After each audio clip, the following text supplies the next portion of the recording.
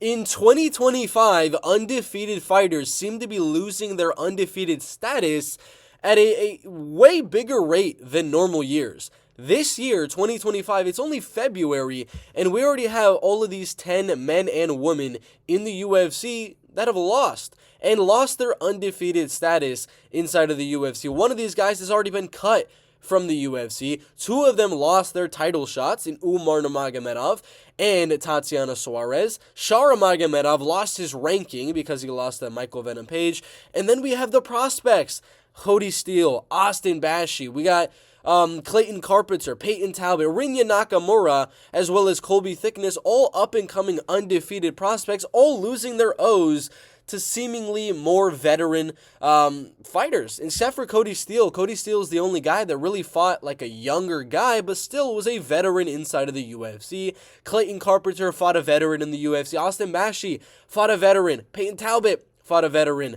Magomed Gadzhimagomedov didn't really fight a veteran, so that's one exception there. Rinya Nakamura fought more of a veteran. Muin Gafurov has a lot of experience. Colby Thickness didn't really fight a veteran. It was a prospect versus prospect, but you can kind of see with most of these prospects, they are losing to the veteran, except for some exceptions on this list. So undefeated prospects, stop fighting these veterans too early on into your mixed martial arts career. Peyton Talbot got that Raoni Barcelos matchup, which, dude, you got to work on your wrestling and grappling before you're going to be taking on a guy like Raoni, who's got such a good ground game in wrestling and grappling. Austin Bashi, they're setting you up in your debut with the undefeated killer himself in Christian Rodriguez. I thought that was crazy. Clayton Carpenter, only 2-0 in the UFC, getting a shot in the rankings. It just seems like the problem this year, 2025, why we have so many fighters losing their undefeated status, is they're being pushed a little bit too fast. I would say they're being pushed a little bit too fast. Austin, again, I'll go through this whole list. Cody Steele, his UFC debut, again, not really one that I could say is him being pushed too fast. Magomed Gadzhimagomedov, not a case you can say he's being pushed too fast. But almost everybody else but Tatiana Suarez does fit that category. Bashi got way too big of a fight in his UFC debut. Umar Nurmagomedov got pushed to that title way too fast and got accelerated to that championship fight without having to work his way up and beat a Rob Font, then beat a Corey Sandhagen, and then beat a Piotr Jan, and then fight for the belt. He had a fast track to the title and he wasn't able to improve along the way, so that's another reason I think he lost.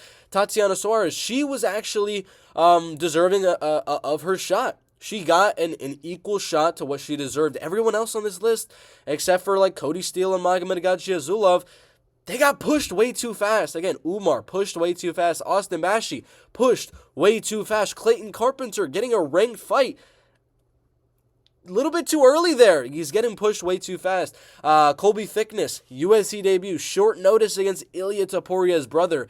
I would like to have seen him against one of those lower level guys in the UFC bantamweight division, but he had to take the opportunity. Short notice getting your UFC debut. You got to take it. You got to take it. So I don't fault them for that, but I got to say that's the reason, as he's getting a little bit pushed too fast to the UFC when he wasn't ready for the UFC just yet. Rinya Nakamura. That's one where, again, he's fighting more of a veteran in the bantamweight division, but I wouldn't say he got pushed too fast. Again, there's a lot of instances: Clayton, Umar, Austin Bashi, Colby Thickness. We're going to talk about Shara and Peyton Talbot as well. Rinya Nakamura, I believe, got an equal step up to what he should have been getting. A Muin Gafurov fight made perfect sense for Rinya at this stage of his career. Just dude has not been practicing his striking that well. I mean, he got outstruck by Muin Gafurov, who's a wrestler in his own right, and couldn't land any takedowns on Muin Gafurov. But the overall case I can kind of look at here is they're getting pushed a little bit too fast. Shara Magomedov got pushed way too fast. Got ranked off of a win over Armen Petrosyan when, like, Rodolfo Vieira submitted Armen Petrosyan like a round or two. Like, why? If Shara's getting ranked, why isn't Rodolfo? So they're pushing him into a ranked position for no reason whatsoever. Then they give him a big step up in competition from Armen Petrosyan, from these other guys in the UFC middleweight division, like Mikhail Oleszejczyk, and he's got to fight one of the most prolific strikers ever. As soon as I saw that matchup, I was like, Shara's about to lose his O. what do we know? He got dominated and outstruck for 3 rounds and lost that fight. Last but not least, we got Peyton Talbot. Again, what were his 3 wins to start the UFC? I think like Nick Fiore, something like that. In his debut, it might have been somebody else. Nick Aguirre. I know it was a Nick for sure. Second fight was it Cameron Simon? I believe he had one more though. Giannis Gamori. So Cameron Simon and then Giannis Gamori. So 3-0 in the UFC. Then you're getting a guy, a veteran, like a 10-fight UFC veteran who has beaten Said Nurmagomedov and I think Chris Gutierrez as well. Raoni's no slouch. They gave him that in just his 4th UFC fight. A big step up in competition. And what do we see? He wasn't ready for it. So that's 1, 2, 3, 4, 5, 6 instances out of the fighters losing their O where they just weren't ready for the shots they were getting. Now, there are some winners here. But I will say, with all of these fighters, they're not being pushed. Like these ones. Like Shara and Peyton, these undefeated fighters that are still winning and are still undefeated in 2025, they're not getting big steps up in competition just yet. Talison Teixeira, he kept his undefeated record because he got Justin Tafa, a good UFC debut fight. Not a big, massive step up from Contender Series, just a relatively small jump in competition. Jacoby Smith got Preston Parsons. Again, not a big step up in competition for Jacoby Smith. So, again, he didn't fault under that because he's not getting a massively better fighter than he's used to and was able to win and keep his undefeated record. Rafael Esteban got Jesus Aguilar. He just beat Charles Johnson, so obviously he's fighting a guy that's a little bit less than the guy he just beat. And he was able to win that as well. Again, he's undefeated, and he's not getting pushed super fast to the ranking, super fast to a Tagir Ulanbekov like Clayton Carpenter. He's not getting pushed too fast to a Tim Elliott like some of the other guys in this UFC flyweight division. So he's able to stay undefeated. Nurullo Aliyev got Joe Selecki. That's a relatively decent jump in competition, but it's not a huge jump at all. Hamdi Abdel Wahab got freaking Jamal Pogues. Again, these aren't big steps up, and that is why they're able to keep their undefeated record. You realize how these guys are progressing and improving fight from fight to fight, and they're able to stay undefeated because they're not getting big jumps like Bashi, like Umar, like Clayton, like Colby, like Shara, like Peyton. Gadzhi Azulov got a relatively small jump up. He lost, and he got cut from the UFC. Rinya got a relatively small jump. He lost, and he got cut. Or he didn't get cut, but he lost. Cody Steele as well, and then Tatiana.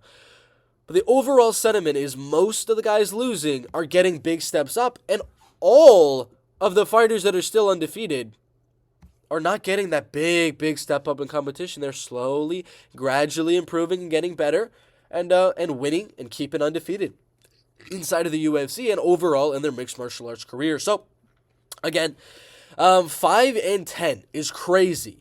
When you consider Esteban was a favorite, Jacoby favorite, Talison favorite, Nurullo favorite, Hamdi was a slight favorite, Cody Steele was a favorite, Austin Bashi was a favorite, Umar was a favorite, Tatiana Suarez was a favorite, Clayton Carpenter was an underdog, that's one, Magomed Gadzhiazulov was a favorite, Talbot was a favorite, Shara was a favorite, Rinya was a favorite, and then Colby Thickness was a dog. That is 2 underdogs out of all of these.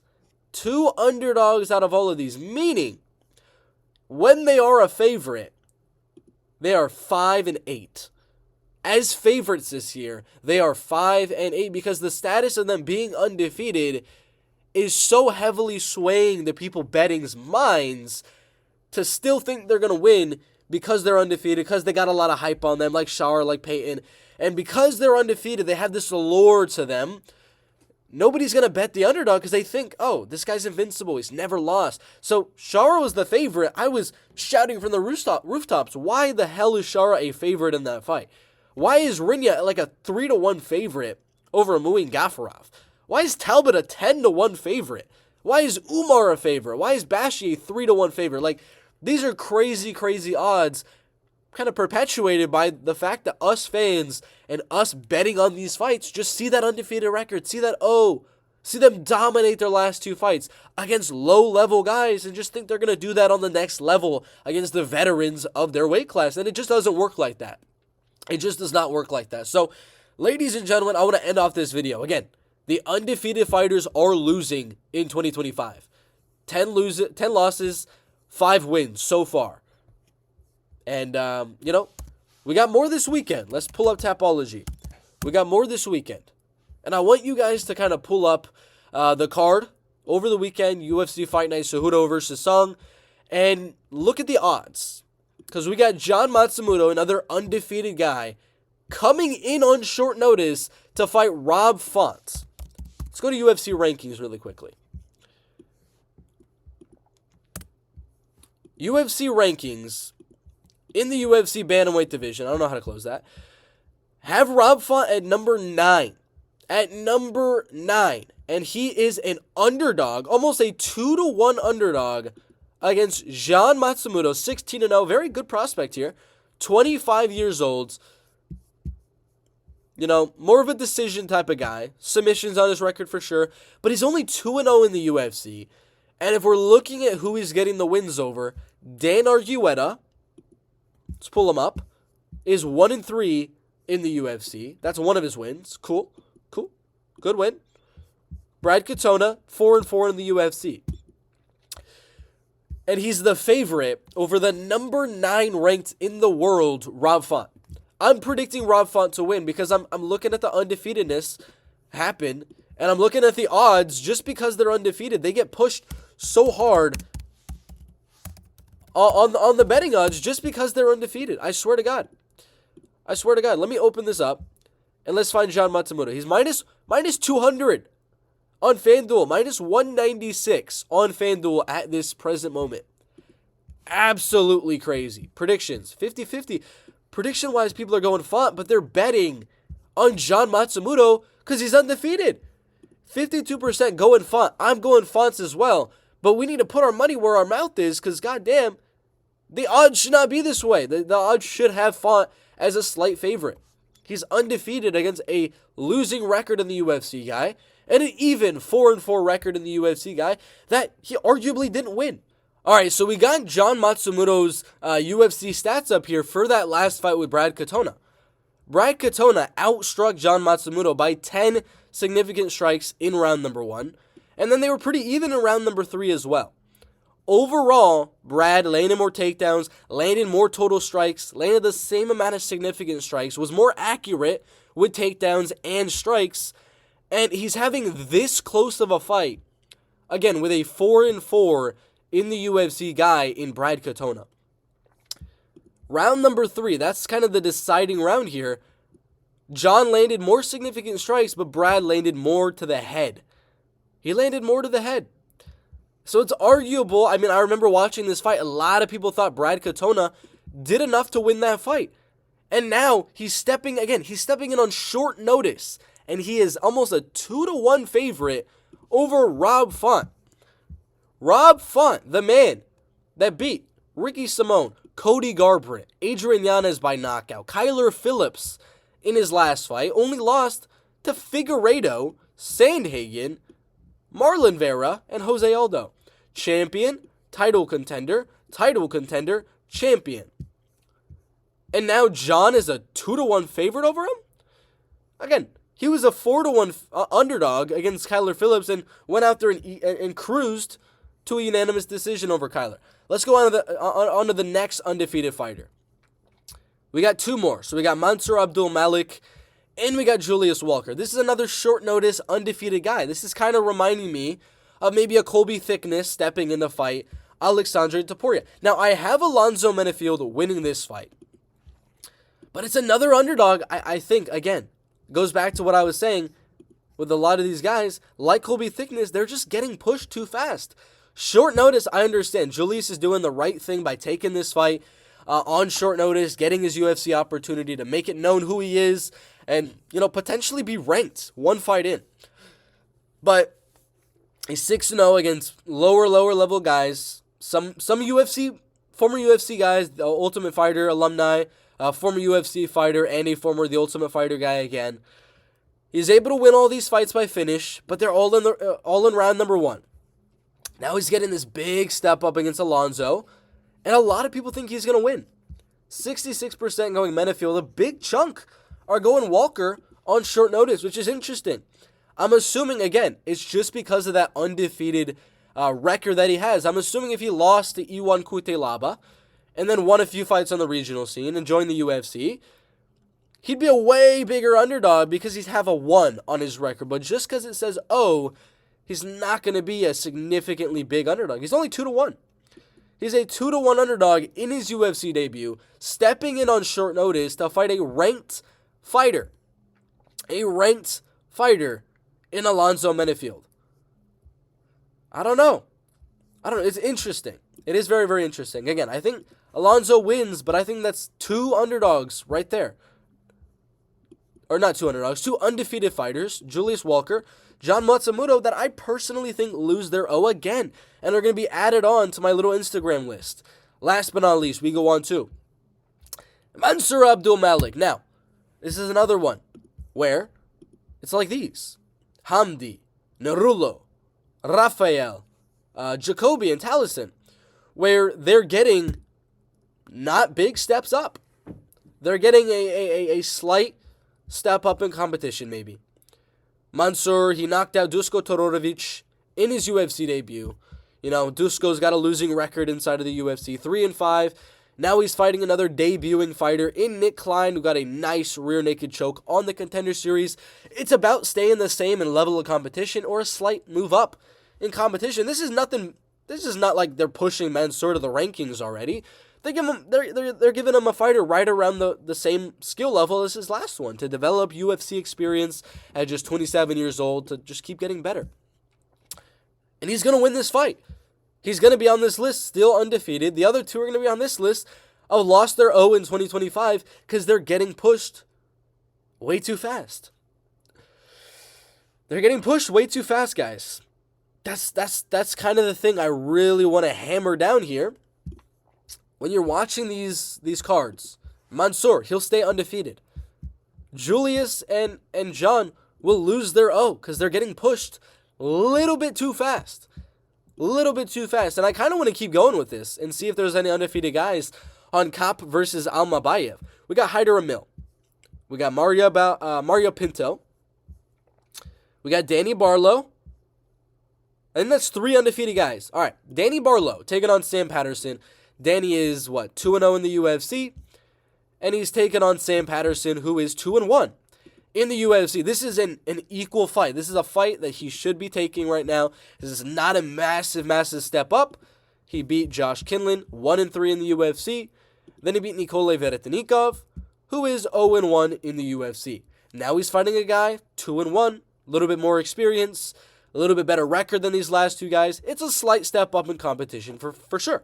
His hardest matchup to date, but a slight step up. I think he wins, and I think he stays undefeated. Again, they're not pushing Danny Barlow to fight a massive, massive big name or former veteran or top 15 guy at just 2-0 in the UFC and 9-0 overall. They're making him fight Sam Patterson. This is a winnable fight. We go on.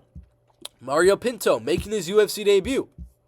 They're putting him against 1-2-1, Austin Lane. Austin Lane lost to Jonathan Deniz, Justin Toff, and then he beat Robeles to Spain. He's a guy fighting for his roster spot, on the very, very low end of the rankings for heavyweight. Not the top 15, but the entire UFC heavyweight division. He's probably the top 5 worst. So Mario's getting a perfect UFC debut. This is exactly who an undefeated heavyweight should be fighting in his UFC debut. Makes perfect sense. So again, he will stay undefeated because of that. Haider Emil. Now, this is where it gets interesting. This is where it's kind of like a Tatiana Suarez. It's kind of like a Rinya Nakamura. It's kind of like a Magomed Gaziazulov. It's kind of one of those.